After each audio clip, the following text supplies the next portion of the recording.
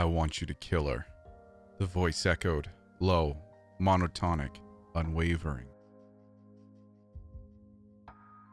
In front of me was my mother, crucified haphazardly upon a ramshackle wooden cross.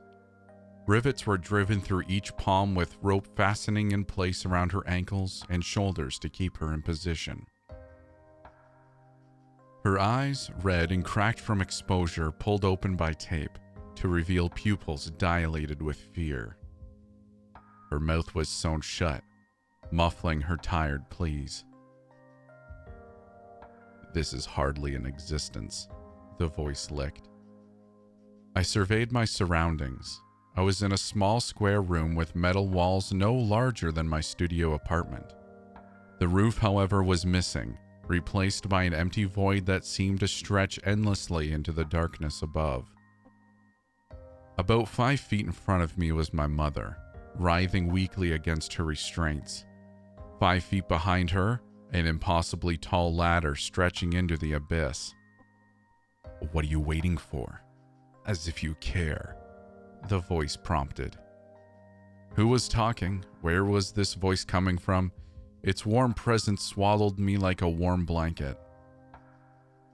In one swift surge, the gravity of the situation dawned on me. I didn't know where I was. I didn't like being lost. I felt the kick of adrenaline into my bloodstream, my heart beating against my ribcage. My hands clammy, I clenched them repeatedly. Open, closed, open, closed. I needed to get out of here. End her. My gaze dashed to my right-hand side to find a surgical stand stocked full of pain-inflicting paraphernalia. A knife, a rope, a pistol, razor blades, full needles, strange pills and powder. An arsenal fit to maim, disfigure, destroy. I reached for the razor blade. I could cut the stitching on my mother's mouth, garner some insight into what the hell was going on. My mother always knew what was going on. With the razor blade in hand, I walked gingerly up to my mother, whose eyes lit up as I approached. And through all the pain, tears, and stitches, as I drew closer, she smiled. I held up my left hand to coddle my mother's face, and the razor blade still pinched in my right hand. And as she nuzzled her face into my palm, I cracked. I wept harder than I'd ever wept before. Full-bodied, racking sobs crashed over me. Because it didn't matter how bad anything got. It didn't matter how broken the situation or how broken the person. My mother was just happy I was there. I steadied myself and lifted up my right hand, trembling as I drew closer to her face, ready to pick away at the stitches to the best of my ability. The first few snapped, then the next, until all the stitches had been split and I had liberated her mouth from its cage. I exhaled raggedly, leaning back to look deeply into my mother's eyes. Mom? But as tears fell down her cheeks, through her warm, loving smile, she uttered one word. Climb. I peered past her towards the ladder, then looked back towards her for reassurance. It took a slow, simple nod to realize that this was what I had to do. And as I walked slowly towards the ladder, she murmured one last thing. I love you. I love you too, Mom. I never said that enough. Then, with razor blade still in hand, I climbed. I climbed with determination. I climbed for what seemed like hours. I climbed past broken rungs, and even when I was tired, I kept on climbing. I cried as I climbed, and I pushed through with snot dribbling down my chin and tears clouding my vision. I reminisced as I climbed. I climbed through good memories. I climbed through bad memories. I climbed through the time when I had the flu and my mother came around to do my laundry. And I climbed through the time my girlfriend cheated on me. I climbed because I was sick of this dark room. I climbed to make my mother proud. And as I climbed, the darkness subsided, opening itself up to light. I could see where the ladder ended now. I could see my way out. As I placed my hand on the last rung of the ladder and pulled myself up over the edge, I was overcome by brightness. The light subsided, and as I got my bearings, I found myself on my back in the bathtub, still clutching the razor blade. Urgent knocking on my bathroom door roused me from my daze. "Are you all right in there? Your sister called. We're worried about you." It was my mother's voice. I got up out of the bathtub and placed the razor blade back on the shelf, walking towards the door.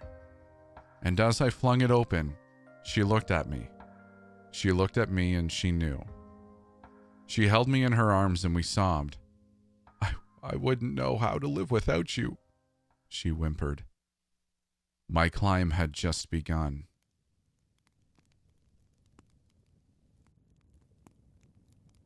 So I've been dating my girlfriend for almost a year, and last month we moved in together. Maybe that's kind of fast. I don't know. My parents sure thought it was. But honestly, everything was great in the beginning. We get along really well, and we've never had more than a brief argument. But then she started whistling. It's so dumb, I know, but she's always whistling this weird song and it really gets on my nerves. My mom kept telling me that once you move in with someone, you discover all of the quirks they'd been hiding from you. And it's not like I didn't expect that to be true, but for some reason, this is just an ongoing issue with us, and I don't know what to do. At first, I would just hear her whistling when she was showering. It was kind of cute, like her own little bathroom theme song. I didn't recognize the melody, but it was very distinct. I could mimic it from memory if I wanted to. In fact, sometimes it gets stuck in my head, and it drives me a little crazy. You know the type. After a week or so, I asked her what the song was, and she just laughed. I'm wondering if maybe she came up with it on her own. Something that she does absently, especially once she started doing it more. Like I'd be reading a book and she'd be on the computer, and she'd just start whistling. And I tried to ignore it. I seriously feel like a dick for being so grumpy about it. And I know she wasn't doing it to annoy me. But she'd just go on and it would pull my attention away from whatever I was doing. So I finally said something a few nights ago. I was going over some legal documents for work, and she just starts whistling like crazy, on. And I'm trying to just block it out, but it's seriously excessive.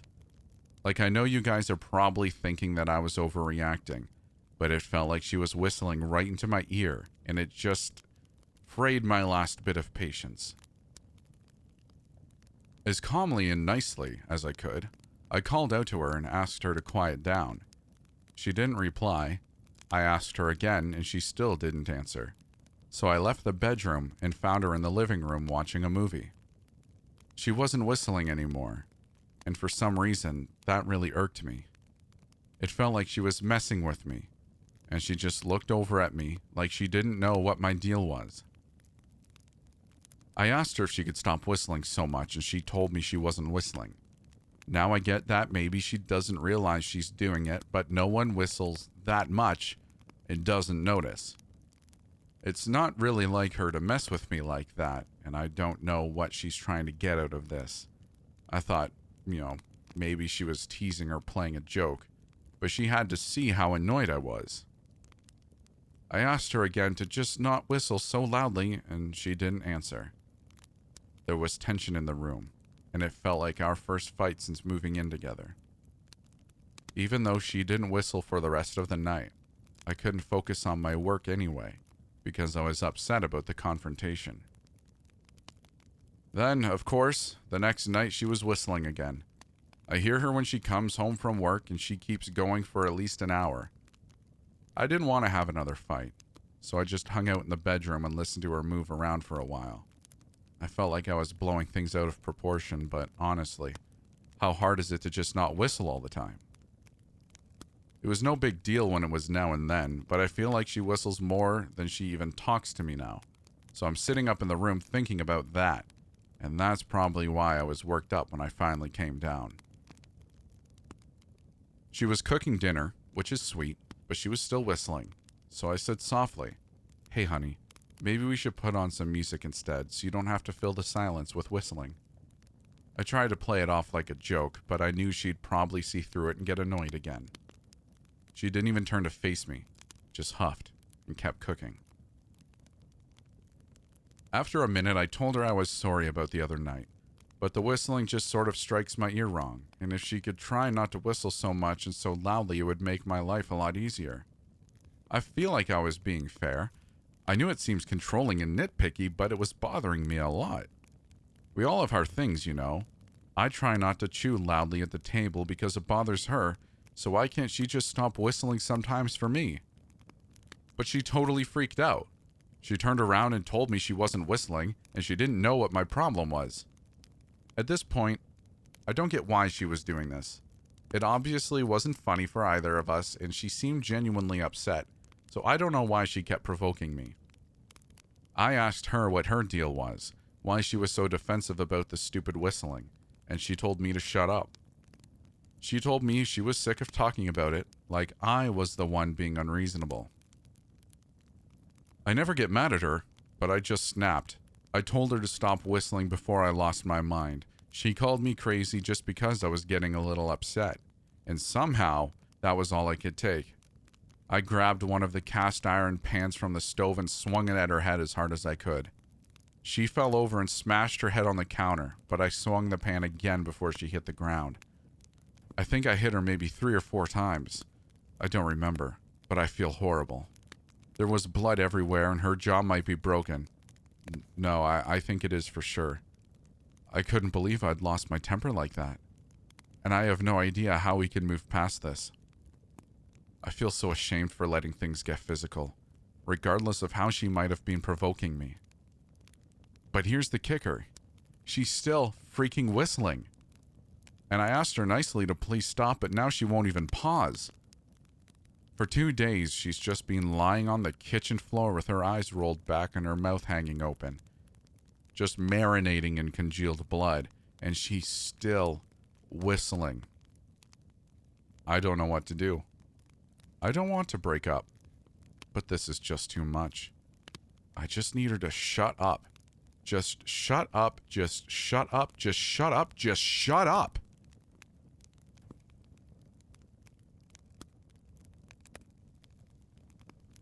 That damn Sarah Hatley is dangerous. She's been dousing for dead animals ever since the last of the winter snow melted. The Hatley girl is always carrying that same crooked bit of a willow branch. Sarah holds it out in front of herself with her eyes closed, and then makes faces like she's detecting something invisible in the air. She calls it her sensing stick. I've seen her digging things up, too. She's telling everyone who asks that she can make the little corpses feel better again. I will admit that I've noticed a strange abundance of squirrels and blue jays in the parklands this year. Maybe that's just an eerie coincidence, though. The recent winter snowfall in Ashland was also irregularly heavy. Sometimes things are related, and sometimes they aren't. Speaking of things that might or might not be connected, almost a dozen people went missing this winter. Not a single one of them has returned to Ashland or otherwise been found. The police are starting to think these incidents might all be related. In the papers, it's being theorized that a single unknown assailant might be living here in town. They've started calling this unknown person the Ashland Flayer. No official leads on a suspect yet, though. That's even despite all the odd body parts that started turning up around town. It's ugly business, to be sure. Sarah's 19 with the mind of an 11-year-old. Physically, she's more like a young man. The girl is nearly 6 feet tall and broad in the shoulders. She's not just big, she's got muscles all over her body. I've caught Sarah on my property a few times now, and each time I'm afraid to have her anywhere near me. She climbs the chain link to let herself into my backyard without my permission. I've had to chase her off every time that she's done it. Her dowsing rod keeps bringing her back. I don't keep pets, and I never did. I've told her that several times now, but she doesn't seem to believe me. Neighborhood kids have started saving up their lunch money and allowances to hire Sarah. They want her to bring back their dead pets. She's more than happy to accept all the pocket change and crumpled up bills they manage to bring her. Parents have started to worry, and I've decided to start being more vocal about my own concerns. It felt good to share my anxiety with others in the community. There's no question that Sarah Hatley will keep stirring up trouble in Ashland. If she hasn't done so already, she'll soon go way too far. The kids have started sneaking out at night. Even stranger, there's stories about pets coming back. Parents shrug it off mostly. Mundane explanations are quickly found because the only alternative is to believe Sarah's claims. It's not the same dog, they say. It's just that an oddly similar animal has wandered into town. Coincidences like that seem harmless enough at first. I've seen a few families chasing animals away too. The father shouts and brandishes some makeshift weapon while standing in the driveway, and the mother waits nearby until the animal is out of sight. Usually, she's trying to convince her crying children that it wasn't their dog that's being chased off. It's hard to tell how much Sarah understands because she's developmentally delayed. She could be a killer. That's certainly true. It wouldn't take a wild stretch of imagination to think of her bludgeoning or stabbing a man to death. She's a remarkably strong girl. Sarah might easily fill the role of the Ashland Flayer. The only missing piece is a demon in her heart. In my opinion, that's what makes someone lash out to kill a stranger. When you look at a person from the outside, there's no way to tell whether that demon is there. I heard rustling outside my window last night and retrieved my gun before heading to investigate. I clicked on the porch light as I stepped outside. At the periphery of the illuminated area, I found Sarah Hatley creeping near the side of the house. She looked dazedly in my direction as I leveled my rifle at her. "You damn girl," I hissed loudly. "You're trespassing!" Maybe it took her eyes a moment to adjust to the flood of light that I had brought outside with me.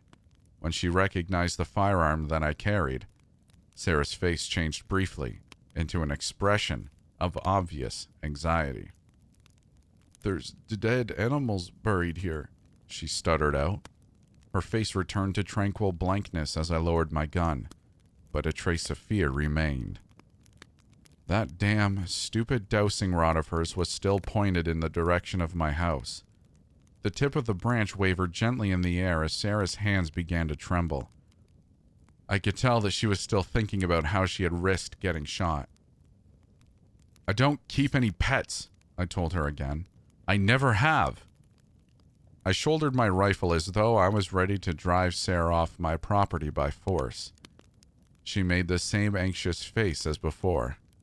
"I don't want to see you here ever again," I growled. Awfully sorry, mister," she responded.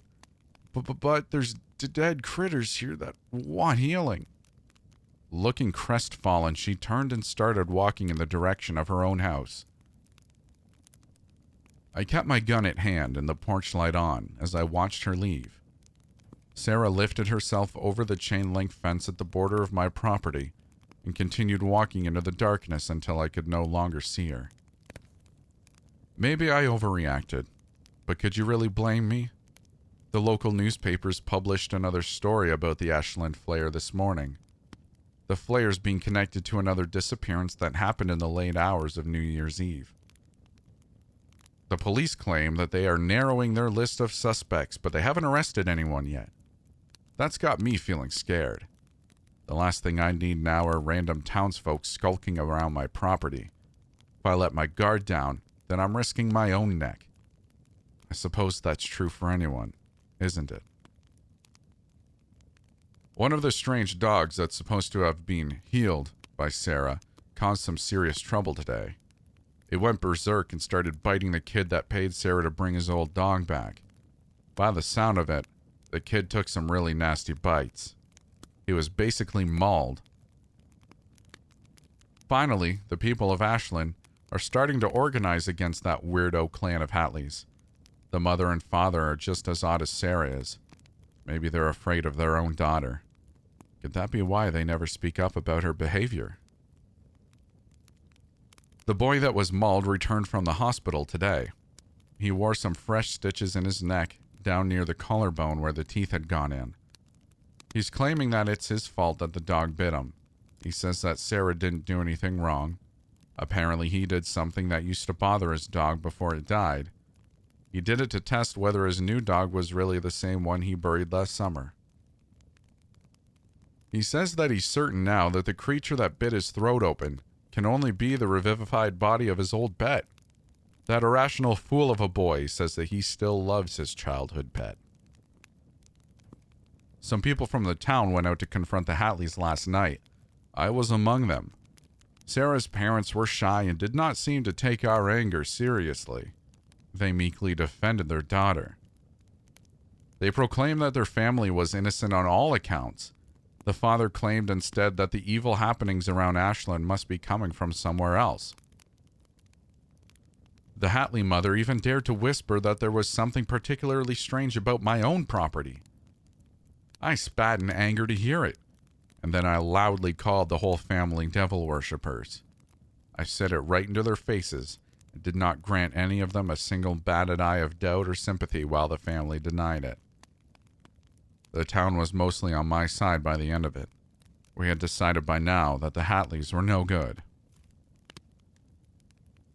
The police continue to provide no real answers about the disappearances that occurred over the past winter. It's become something of a nightly routine for many people in Ashland to carefully check their surroundings before bed. Some from the community like to watch their yards from behind the barely parted blinds that obscure their upstairs windows. Other people are brave enough to step out onto the sidewalks near their homes to talk with neighbors. Eventually, we all go inside and lock up extra securely as the dusk wanes to night. I've started to complain more openly about that damn Sarah Hatley. I think she's the sole source of all this trouble. That's what I tell the parents of those children who have asked for $5 or $10 to give the Hatley girl. They want their dead pets back, and she's playing along with a perverted sort of glee in order to keep pocketing their money. She's just a girl, some of them respond. Sarah's a grown woman and stronger than some men, I tell them. My correction of this detail is stern enough to make most people's eyes flit nervously away from me. No one wants to look me in the eye because I'm saying things that disturb them. She's strong and strange enough to drive a knife into someone who doesn't suspect it. I've declared aloud more than once. And she's sneaky enough to find people who would make good targets. It was a Sunday morning when Sarah Hatley finally went too far. She found something in the town square that Ashland police had completely failed to notice. I was one of the first people to gather around her, as Sarah started prying up the cement pavers that were there in the public promenade. She looked to be keen on revealing a section of soil that was hidden underneath. Reaching down into the dirt with her bare hands, Sarah quickly uncovered the rigor-stiffened arm of a corpse. It had been buried only inches beneath the surface of the ground. The killer had covered the body with little more than a dusting of dirt, and then simply crunched the heavy cement pavers back on top of the shallow grave that had been made there. Now Sarah was gripping the corpse by its exposed wrist. She was heaving with all her strength to bring more of the body up and out of the ground. Those of us who were standing there with Sarah begged her to stop. The police will be here soon, we told her. You don't need to touch the body anymore. Sarah kept digging, though. She was prying at the caked-on dirt with her fingertips to reveal more of the corpse. It soon escalated, and became worse than that, though. She repeatedly drew her nose and mouth disgustingly close to the putrefied flesh. Was she smelling it? No, it was even worse than that. Each time that Sarah's face went near the arm, I could see that she was leaving tooth marks behind. That damn girl is biting the body! I screamed in pure revulsion. She's tasting it! My accusation was enough to draw Sarah out of her reverie. She looked up at all of us who were gathered there around her. With a look of fear on her face, she glowered toothily at us and revealed that there were indeed gritty bits of rotten coagulate stuck in and around her mouth. Solidified blood stained the crooked angles between most of her teeth. The saliva from her tongue rehydrated some of the congealed mess, returning it to something like fresh blood flow. The liquefied red trickled down in rivulets from the pouting corners of Sarah's mouth. "It's a misunderstanding," Sarah wailed. "I found this fella down here, but I didn't do nothing to him." She let out a scream of frustration. "He just needs waking up. I have to wake him up now, or he won't get another chance. He wants to get up here, along with the rest of us. He's been begging me to help him wake him up." Sarah brought her voice down into something like unintelligible sobbing, and remained sitting by the corpse she had unearthed. She sat like that until the police arrived. They put Sarah in a holding cell at the county jail, and they brought the remains of that corpse to the morgue. It'll take a few days for the body to be identified properly. I reckon that we'll learn a lot more in the coming days. But it's already gotten to the point where the community of Ashland seems to have come to a final consensus. The Hatleys are going to be forced out of town. We'll drive them out, with weapons, and actual bloodshed, if it has to come to that. Even the local police and churches seem ready to stand aside and let us take matters into our own hands. I suspect the newspapers won't breathe a word if we're all ultimately forced to kill them. We'd all be criminally complicit, just for defending ourselves and our homes. What sense is there in airing an honest town's dirty laundry like that? Sarah's back out of jail on a pathetically small bail amount. It was made clear to her that we mainly just never want to see her face again. The Hatleys are packing up everything in their house, and they'll be on the road soon enough. I don't know exactly how much of a direct role I've had in purging that clan from my beloved Ashland, but I'm glad at least to see that they're finally almost gone. It's an undeniable relief, but I wonder whether this could really be the end of my restless nights. Am I really safe? You and I are strangers, dear listener, and I am confident that we will never meet. For this reason, I can at least admit this to you. I'm the one they call the Ashland Flayer. The remains of no fewer than 30 victims are buried in the cellar beneath my house. I work in the winter to stifle the smell. By springtime, I've cleaned and preserved all the trophies that I care to keep. I hope for their own sake that the Hatley family never tries to come back to Ashland. If Sarah Hatley douses her way back onto my property, she's going to find a lot more than she ever bargained for.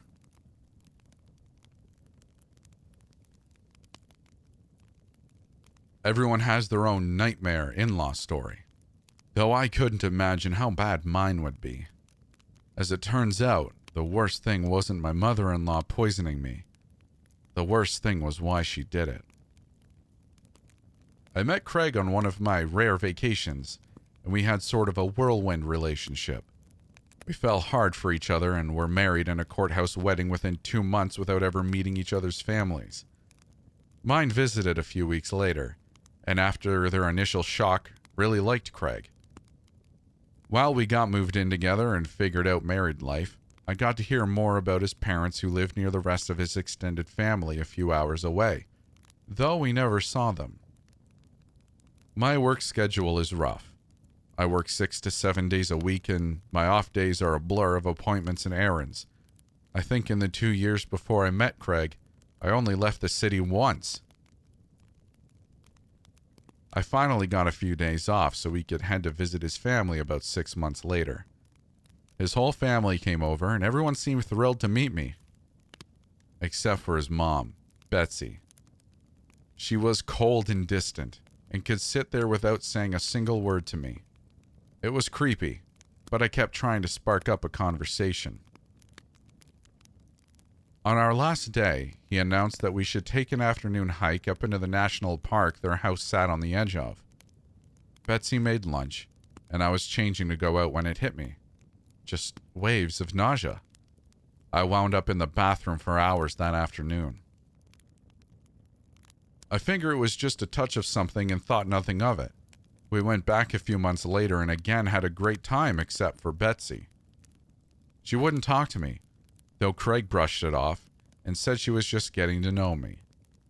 He finally said we could rent jet skis the next day and explore a lake in the next town as a way to get out of the house and unwind, which made me feel better.